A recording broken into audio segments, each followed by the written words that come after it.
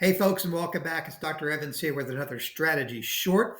Remember, these are brief videos that are put together to kind of review and comment on our never ending search for the best of the best instructional strategies. These are our, no doubt about it, talk to the hand, top strategies that our best instructors use each and every day in our classrooms to move achievement forward for all students. Now, the only goal here really is for us to learn and grow together, maybe to challenge our assumptions and push our thinking a little bit, and of course, to honor and celebrate the great work of our teaching professionals that are working hard for our families each and every day in our classrooms. With that being said, our topic for today is a great one. Let's take a look at it. Where does student analysis, student error analysis, analyzing their own mistakes, where does that fit into my lesson plan and design? It's a great topic, so let's jump right in. Now, before we get into today's topic, I always like to begin here with this slide. It gives our talk a little bit of context. And what we're looking at here is sort of a summary graphic to guide our discussion. And it's 12 distinct actions or steps that are typically in place when we observe our most effective teachers in action. Now, these are consistently supported by research and through observation of our top-notch teachers. I'll try to explain each one of these and unpack them a little bit via these videos, and you can jump into whichever video you want to learn more about the topic that you're interested in. The only other thing I want to say about this slide is these are 12 really necessary steps for students to master skills and content. The order typically stays the same, but the entry point and exit points are different depending on teacher style and interest.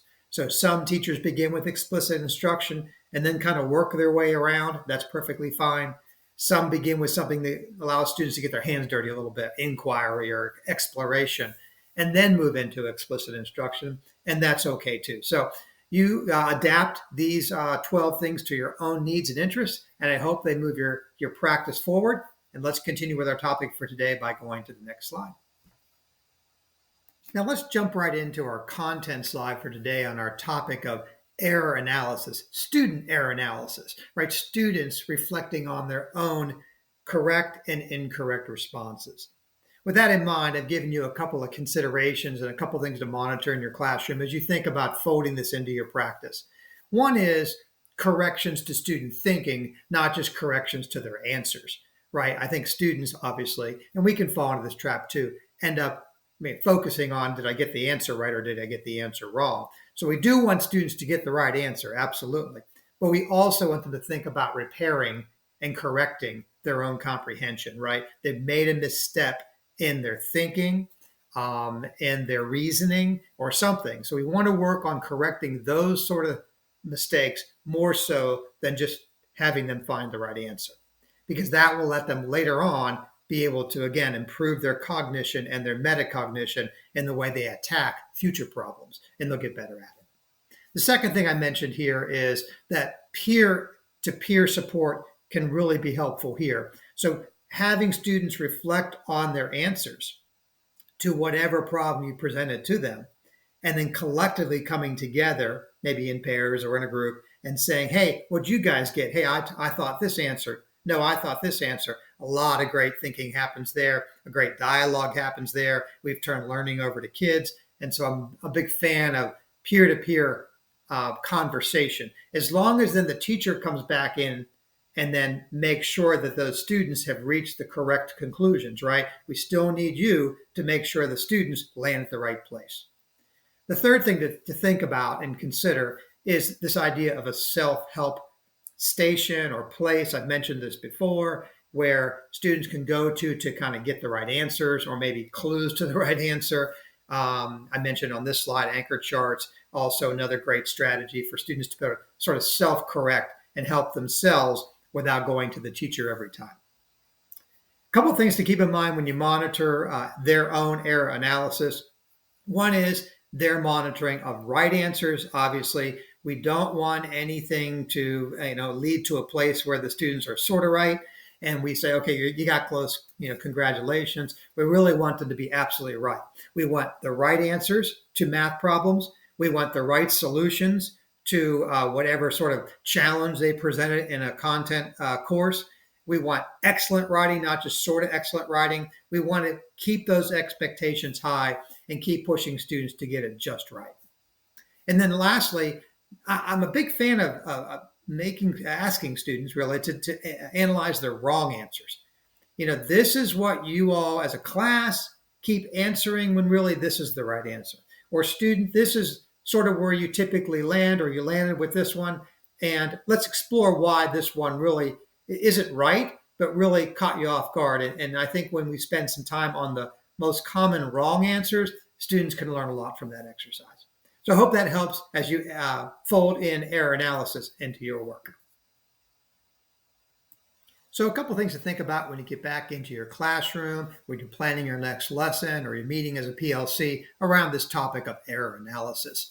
And that, of course, is the debate, right, about the right balance between teacher talk, my talk as a teacher, and their time to talk as students or discuss as students.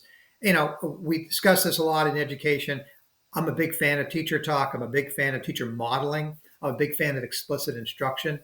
But we have to balance that with time for students to reflect on their learning, to breathe and think a minute.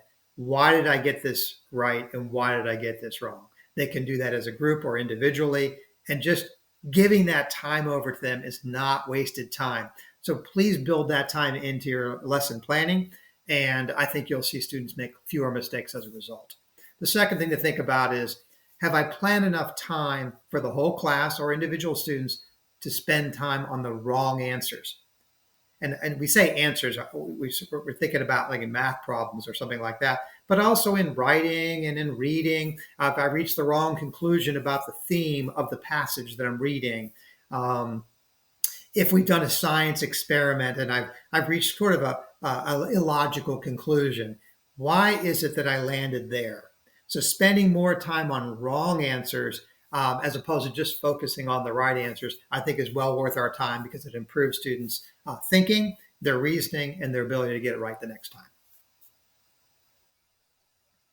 Now, in these strategy shorts, I like to end with some sort of universal advice or general advice that might improve your thinking as an instructor and as a lesson designer. And in this particular case of error analysis, I offer you this advice and suggestion. A valid case can be made for student error analysis as the most important and least utilized instructional lever. There's simply no benefit to teaching if students are unaware of what they've done right and where they've gone wrong. But the ultimate measure of our success as educators is the degree that they rely more on themselves ultimately, right, and less on us. Now think about that for just a minute, because what we do sometimes is teach, give them an opportunity to do it, and then when they don't do it right, go back and start reteaching. And we skip or shortchange the most important step there, and that is for them to reflect on where they've made a misstep. So think about whether or not this is a place where you could spend more time than you have previously, and I think students will win out in the end. And then finally, a quote to kind of wrap up our conversation today that I hope inspires you and your practice. And here it is. Students, dream big. You got this. And never forget that your parents were once children and that your teachers were once students.